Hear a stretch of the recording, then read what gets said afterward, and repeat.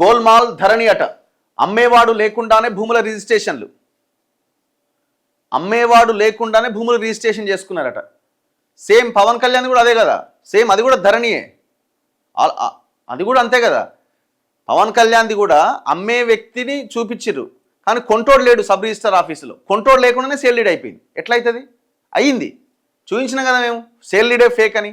పవన్ కళ్యాణ్ కోడి చెరువును కబ్జా చేసి నేను కొన్నాను ఏదైతే చెప్తున్నాడో, ఎవరో కొంతమంది రైతుల దగ్గర నుంచి ఒకరికి జీపీఏ చేయించిండు.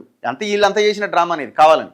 కొంతమంది రైతుల దగ్గర నుంచి ఒకరికి జీపీఏ చేయించి, ఆ జీపీఏ చేసిన వ్యక్తి సబ్ రిజిస్ట్రార్ ఆఫీస్కి పోయిండు. పవన్ కళ్యాణ్ ఇంకొక అతన్ని తనని పెట్టిండు రిజిస్ట్రేషన్ కోసం. పవన్ కళ్యాణ్ సెలబ్రిటీ కదా, ఇక్కడికి పోతే జనం వస్తారనుకున్నాడో, ఇక ఆయన పోలేడు కదా, కాబట్టి ఇంకొక చేత రిజిస్ట్రేషన్ చేయించిండు.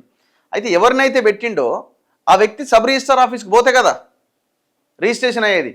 ఆ వ్యక్తి పోకుండానే రిజిస్ట్రేషన్ జరిగిపోయింది. ఎట్లా అవుతుంది అది? కబ్జా ఇదంతా పక్కన పెట్టి, అసలు నువ్వు పైసలు పెట్టి కొనుక్కున్నా అన్న ఆ సేల్ డీడే రాంగ్ సేల్ డీడ్. సేమ్ ఇది కూడా అంతే. గోల్మాల్ ధరణి, అమ్మేవాడు లేకుండానే భూములు రిజిస్ట్రేషన్లు అయిపోతాయి.